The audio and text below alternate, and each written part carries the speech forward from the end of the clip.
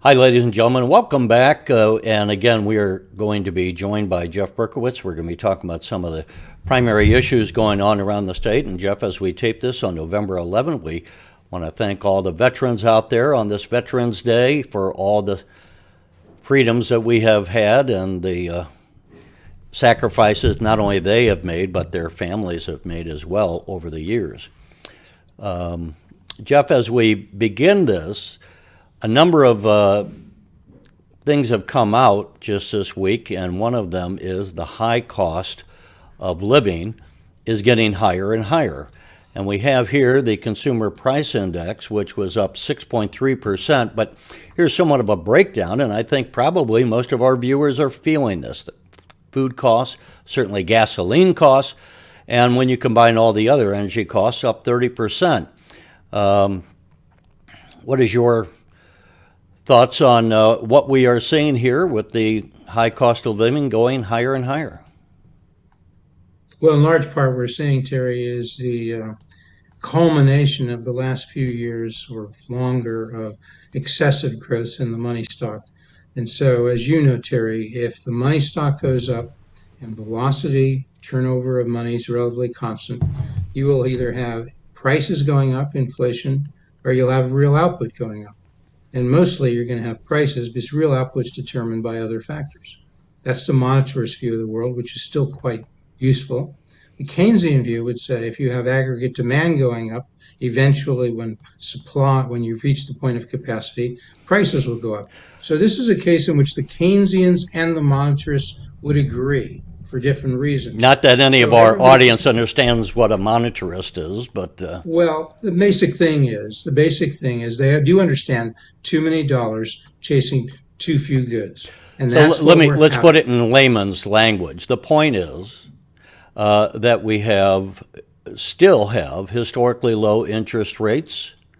We have all this money that's been put into the economy by the Federal Reserve, putting $128 billion of liquidity every month in the economy. And then on top of that, we have the president over the last year, both Trump and Biden have been putting out stimulus checks. So right now the economy is awash with capital, while at the same time we have people not going to work. And we see the backup in the supply chain because they don't have enough people to unload the boats, and any number of businesses can't hire the workers, so they're not producing as much. So we got the too much money and too few goods. And the result is what we see with the costs going up and up and up. And I think we're going to be having, according to Jerome Powell, the head of the Federal Reserve, they are going to begin raising interest rates slowly. Their fancy schmancy term is that they're going to be easing, tapering. But it just means that interest rates are going to start climbing over about the next 18 months or so. Well, or more importantly, tapering, Terry, it refers to the open market operations, which let's try to make this without the jargon. Well, Terry, there are people who read and listen to us who read the Wall Street Journal. Most people, though, they don't. We can say it without using the jargon. They read the business section. They don't know what the FOMC is. Not as stupid as you seem to imply. Don't treat them like idiots. I'm not. But how many people on the street? No, you're saying they can't understand anything. Maybe you can't. Do you know? They can. I'm not talking to you, Terry. I'm talking to the viewer. If you can't understand it, just be quiet. I know what the FOMC is, but I don't think most people do, and I don't want to be. I think they do, Terry. You're always insulting our viewers. No, stop. Most people don't know what that is. Okay, well, we won't go into that other than to say that Chairman Powell, number one, he's up for reappointment as chairman. I don't think he should be, not for the reasons critics say. He's been a cause of these inflationary factors. And in fact, he was appointed and put on the board of governors of the Federal Reserve by Obama, but it was Trump's mistake to make him chairman. Right. And then he was critical Trump made him chairman. Mm-hmm. Yeah, so don't make the same mistake, but Biden will. He'll put him there. The short of it, Terry, for our viewers, what they want to know is we are now in the midst of large inflation, the largest inflation in the last 3 decades, right. And it will get worse before it gets better. Now, because Because the other thing we know, Terry, inflation is always and everywhere a monetary phenomenon. And what we also know is the lags between the changes in the money stock and the effect on policy are variable and By long. money stock, you mean Variable money and long. supply? Right. And Okay. those lags Money have already, supply, hang on. yes, I know a lot of people who don't discuss things in this manner. So, what do we mean by money supply, and who controls the money supply? the Fed does. Generally, people The refer Federal to Reserve. currency and checking accounts as, and they understand that as the money supply. Okay. Okay. What is And the Federal monetary Reserve jacks policy, that up. John? Eventually, you're going to get inflation, What is and the they've been jacking difference? it up for a long time. Okay. What is What? the difference between monetary policy and fiscal policy? The basic monetary policy, which talks about what we're talking about now, changes in the money stock. Fiscal policy talks generally about is the federal government running a deficit or a surplus, Well, which I'm glad you asked, Terry, because the current monthly deficit, Terry, is about $166 billion or annually 2 trillion. That boggles the mind, Terry. Not too long ago, we thought it was a big deficit when the annual deficit was $300 billion. yeah. We're now running a federal deficit that's 6 times that annually. To, So, and what people, does people. Biden Let want me to do? insert here. It's going to make it People, worse. Okay. when the Democrats criticized Reagan when he cut taxes back in 1981, and the line was $200 billion a year deficits a year, $200 billion a year deficits Right. as far as the eye can see. That was their criticism. Now we got $2 trillion Two a year, trillion. 2 trillion. Right. and this is fiscal or financial insanity, and it's just And Terry, we've just passed an infrastructure spending bill that's 1.2 trillion, and Biden is now pushing to add another social policy spending bill that'll be 1.75 trillion if he gets his way. Now, a how. lot of people think Let's we put shouldn't this be in, spending any of that, maybe half that or maybe none of it. That's the big picture. to That's the put big picture, this in folks. perspective somewhat, because you studied economics at the University of Chicago. How out of line, how unusual are these annual deficits? And deficits collectively add up to the national debt. Okay, how unusual are these deficits in the history of the country? Because the mom and dads on the street are going to go, I've been hearing about deficits my whole life, and yet I never see anything going wrong. Never, never, ever before in the country's more than 2 centuries history have we had anything like this. We said it occurred as a result of COVID uh, in 2020 and continuing in 2021, and we're not stopping, even though COVID now should be going away since now what 70 to 80% of the people are vaccinated in the United States. So COVID should be over now. You can't have these tremendous problems if you have 70% of your adult population vaccinated. We're now embarking on vaccinating what 50 million kids when we have at best maybe possibly 300 deaths across the country of people 20 or younger. In Illinois, we have 27 COVID deaths, 27 in the state of Illinois of our 13 million people. That's the deaths. Why are we When doing you this let me craziness? insert. Why are we Hang do, on, why hang are on. we going What to allow, why are we going to vaccinate 2 stop. million kids? 27 over Why? what period of time? Since COVID started a year and a half ago, we've had 27 deaths in Illinois from COVID. And even that's in doubt because most of those I don't know. presumably I don't think that's right. At least the government. At least I mean. in Illinois, Terry, it is right. Check wire points. 27 under 20 for the Oh, last you year and didn't a half. say under 20.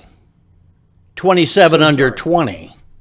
So sorry. It's hard to get a word in edgewise on the show. Well, So that's I I was apologize. trying to stop you from talking because you weren't.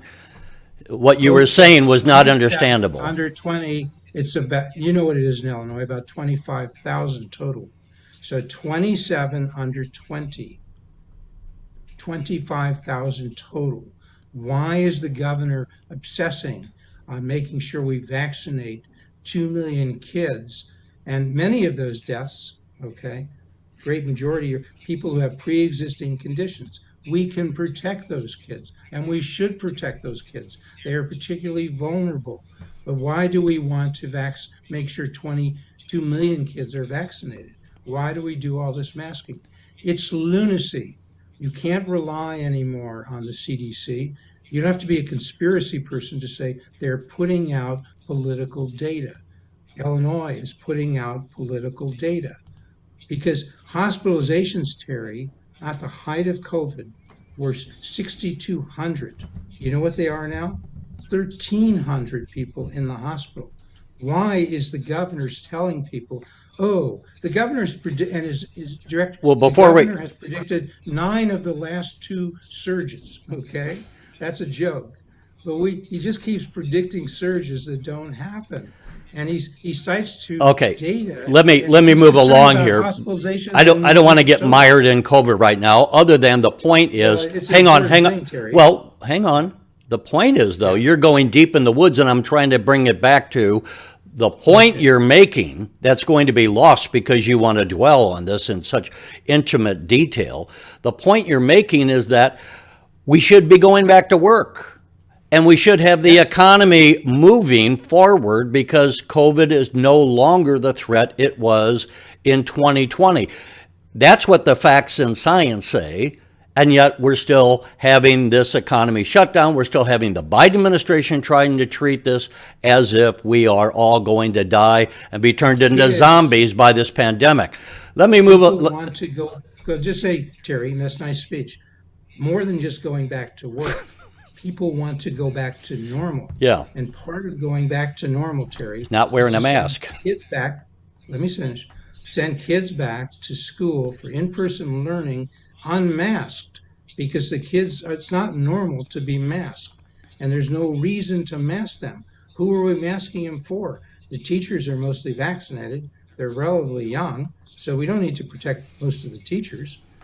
We don't need to protect the Let me kids bring. Okay, because we got it. I they're think not in everyone danger. understands your Who are point. we doing this for? All right, we're moving on Who are here we to have okay? the cost of living is going up at the federal level. It's also Yes. going up even worse in Illinois. And here we have the Illinois property taxes have grown nearly 3 times faster than the household incomes since 2000. So when we are talking about the high cost of living, when we are talking about helping the middle class, well, how are we helping the middle class? How are we helping the little guy when we have these property taxes driven by government spending on pensions going higher, higher, and higher? And as we move on, here's another one. Illinois property taxes significantly outpacing the growth in the home values, residential home values. And we can see there in the red line, residential property taxes per capita up 278% compared to the median home price at 108%. And last 3 times high, three 3 times times faster. higher. Yeah, yeah. Yes. And Why? and And that's Illinois over is 20 here. years, right? I can go back to that, but let me. Illinois is paying the nation's second highest property tax, and you see Illinois there in red, second only to New Jersey. So let me go back, and here we have it. You wanted to say? Well, people might wonder why our tax property, number one, this comes from Wire Points. Thank you very much, Wire Points. And number two, people might wonder why our property taxes, and that's over 30 years, right? That's 1990 to 20 to Right, 2020. right, 30-year period. 2019. Why are property taxes going up so much faster than home values, than inflation? Why? And the reason was that property taxes, there's no correlation. Maybe there should be, but there isn't a correlation between those factors because what causes your property taxes to go up is when your local taxing units, primarily schools, which account for high property taxes, or account for what the property taxes will be, spend at a very high rate. We've shown and prior shows how dramatically Illinois is as an outlier for spending way more per capita than most other states. And so if we spend so much more, we have to raise taxes, and we have to raise taxes, and schools are financed in large part at the local level by property taxes. That's why property taxes are going high. So And why does education go up so much more? Because the teachers unions are very powerful, and they push up market wages, they push up pensions, which are pushed up by wages. And so your teachers unions, who have tremendous market power and have made a deal with the Democratic Party, look, we give you campaign contributions so you can stay in power, the teachers unions say. And the governor and the other Democrats say, and we give you what you want in terms of higher salaries and higher pensions. And the mayor does teachers unions everything they want. So that's the simple economics 101 lesson of today. If people want to control property taxes, they're going to have to elect people who are going to diminish the market power of the teachers unions. on that note, Simple. That's it. on that note, we just had, as everyone knows, a gubernatorial election in Virginia in which the Republican defeated the former Democratic governor, Terry McAuliffe. And education was just the issue you were discussing, was the primary issue, both the costs and well as the teaching of critical race theory. People are just looking at what's going on at the local school level and saying we need to have a change. That happened in Virginia. That the Republican surge almost toppled the Democratic governor in New Jersey, where the Republican candidate that by rights shouldn't have even come close, came very close to winning. And Jeff, here, as you have done a number of interviews, and we've covered these candidates both on the Illinois Channel and on Public Affairs, here we have four major Republican candidates running for Illinois governor. Senator Darren Bailey, former Illinois Senator, State Senator Paul Schimpf, businessman Gary Rabine, and Jesse Sullivan, a venture capitalist from Petersburg, just outside of the Springfield area. But the question is, can any of these candidates do what was done in Virginia? Are they going to catch fire? Also, on an possible run, if not these, we have Senator, or let me just make this, Congressman Adam Kinzinger, who is not going to be running again, and joining him as an outside candidate. Kinzinger is not announced for governor, by the way. We're just speculating that he could be someone who is a very moderate to, he's strong on defense, but moderate in other ways. He's not as hard right, you might say, as many of the other candidates we just noted there. You also have former Illinois State Senator Kirk Dillard, who was chief of staff to former Governor Jim Edgar, and is now head of the RTC in the Chicago area. But he's also a downstater. So those are some of the choices that the Republicans. Isn't Kirk Dillard? Well, he's a DuPage County. He's out. He's okay. I knew him from Springfield. I was thinking of him as being that. Well, his wife is from out Decatur area. Yeah, some years ago, decades ago. Yeah. Yeah, Kirk Dillard, folks, is an upstater, but it is interesting. Okay, so you outlined two potential candidates, and we don't have to say speculation because what Adam Kinzinger said, he wouldn't run for re-election, but he's not out of politics, and he specifically told his favorite network, CNN, where possibly he might go to work. He told CNN in an interview that, look, I might run for governor, I might run for senator, and I favor one of those, but I'm not going to tell you which one. So that's Adam Kinzinger. And of course, because he's taken on Trump and he's voted for his impeachment, he's sat on the committee on January 6th. He's not in sync with the establishment of the Republican Party, which is with Trump. So that's something to know about Adam Kinzinger. He might run for the Senate. He might do reasonably well in the general election. He may have You, trouble getting out of the primary, but at the moment, he probably wouldn't have trouble because there is not a major candidate running for the Senate in the Republican primary. it's But let's interesting. go on. Let's go on. Well, no, I want to follow up on Kinzinger. Could be a good candidate for the Republicans for the Senate against Tammy Duckworth. He is not, as you said, he is not the sort of Republican that a lot of the Republicans want. He is certainly out of favor for having voted to impeach Trump. But if you have no one else to run statewide with some credibility in the Senate, the Republicans might go ahead and support Kinzinger. He's the kind of Republican that would not necessarily scare off the soccer moms in the collar counties. And with the Senate now tied, if he's a Republican, even if he's not the sort of Republican that many Republicans like, he would help the Republican Party have the majority in the U.S. Senate and control the legislative agenda. So every seat's important. A bit of advice. Adam hasn't asked us for it, but we'll give it to him anyway.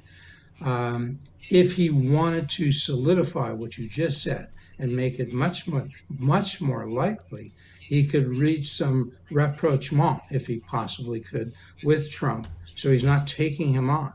He could do something perhaps similar to what Youngkin did in Virginia, was keep him out of the state, Trump, but not alienate his voters, his base, say he's fine, but we don't really need him to come in and campaign. I'm not going to campaign with him. Sort of a rapprochement. And how did he? So a lot of people say the Republicans have a problem in the midterm elections. How do they handle Trump?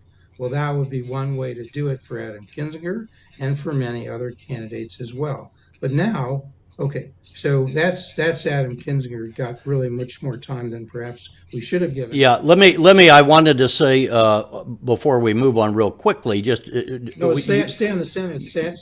Stay on the governor's race because there are a few other. yeah. Well, that's what I wanted to say. Are any of these candidates, and you've interviewed all four of these, are any of these candidates, whether it's these four or Kirk Dillard or Kinzinger, what are your thoughts as far as are any of these gaining any traction with the Republican voters? Not at the moment, but I recommend all of them do this. We've done I've done two shows with each of those. People can find those if they want the details on youtube.com/IllinoisChannelTV. But number one, it's still early. There are 8 months left until the primary on June 28th. There's a year left till the general election. They differ. We got a businessman there, Gary Rabine, who's self-made and has been quite successful over 40 years in business. We have State Senator Darren Bailey, who's a farmer, professional farmer, and has been a state rep and now a state senator, so he's got political experience. He's taken on the governor and sued him. We've got Paul Schimpf, who's an interesting background, military background primarily, and did very well in the military, lieutenant colonel, and also took on and helped advise on the trial of Saddam Hussein. That's Paul Schimpf. And then didn't mention Jesse Sullivan, of course, is the youngest.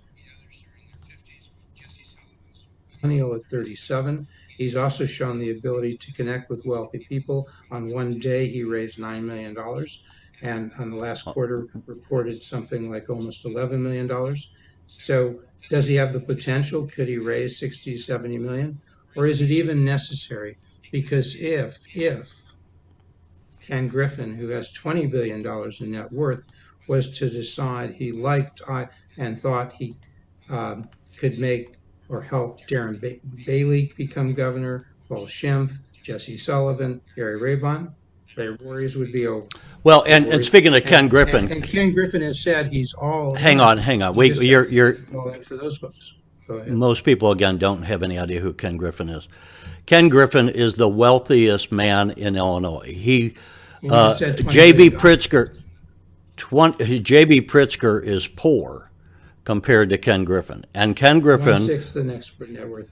What's that? J.B. Pritzker has a net worth of $3 billion. Ken Griffin has a net worth of 20 billion, six These are all times as estimates, much. but the point is, Ken Griffin, if he gets behind a Republican candidate for governor, can make it an equal race in terms of dollars. And Crain's reported this week that hedge fund manager Ken Griffin is all in to support the candidate who will beat J.B. Pritzker in the gubernatorial run for next year. And just so you mentioned Adam Kinzinger as a possibility, you mentioned Kirk Dillard. You didn't mention the recent speculation about Todd Ricketts, part of the Ricketts family, which made their money. Joe Ricketts made the money in E-Trade, and then it's now held in the form of the Chicago Cubs and other investments. Todd Ricketts has been on the RNC, I think chair of the finance side of the RNC. He had a year or two left. He stepped down. Speculation is he may be thinking of a run for governor, or why would he step down? I haven't spoken with Todd. We'd certainly like to and interview him. But if Todd were to get in, that would be a different face, a fresh face, and we'd want to know more. But he's thought to be fairly conservative, and he's certainly a strong Republican. So throw him into the possible mix. Rodney Davis. Hang on. We only have 3 minutes left here. I want to get a word Rodney in. Davis, Terry, has said He's not going to run. He's about right? to say he's going to run for his safe seat in Right. the 15th. Right. So unless there's somebody else out I there, wanted to follow up on Ricketts before you go through the stoplight again. I'm trying to Right. get a word in. Ricketts is part of the family that owns the Cubs, right? I just said that. Are you listening? Are you watching another show? I want to Are you make having sure trouble I'm with trying. This is a yellow I highlight. just said that. I just said that. Jeff, Why do you Jeff, repeat things Jeff, you say? I want to underscore, like a yellow highlighter on tape or on a Oh, you book, have to say it again. that this is part. Downstate, they're Cardinal fans. They don't know that Ricketts is part of the Cubs family, number one. Number two, I believe his brother is. I told him that. Now they know that. Jeff, if I might have a word. I believe his brother is or was the governor of Nebraska. So Right. there is a political history with the Ricketts family. Very briefly, the other news of the week that we hadn't discussed, but it's kind of wagging the tongues across America, is this shooting. And here's a feed from Fox News. This is a live shot of the Kyle Rittenhouse trial going on. And, people are saying, was this a media-driven prosecution that Rittenhouse shot 3 people, 2 of them died, one of them was wounded, and the guy who was wounded also testified in this trial. This is the prosecutor here who is getting his butt kicked, if anyone who's watched the trial. And it makes people go, why was this even brought this as a trial? This was a clear case of self-defense. And that's something that maybe we'll follow up on this, Jeff, as we go, whenever this trial comes to a conclusion. We should say the trial, we're taping this on November 11th. It's likely to close in 3 or 4 days, the beginning of next week. And the thing of it is, so far, almost everybody, even liberals, would admit this has been an overwhelming strong case for self-defense. And so, yes, the question is, why was it brought? Because even the prosecution's case made the case for self-defense. And a motion has been made. A motion has been made for a mistrial. Some say that was almost set up by the prosecution because they're so sure they're going to lose. Okay. But when the defense made We got that 20 motion, seconds. they made something unusual. They said with prejudice, which would mean they could not bring this case again if a mistrial is declared and it's granted with prejudice. All right. With that, folks, leave us your comments, and Jeff and I will continue to be following this. Jeff, say goodbye. Say goodnight to the folks. All right. Okay. Thank you for watching, Goodbye folks. and good luck.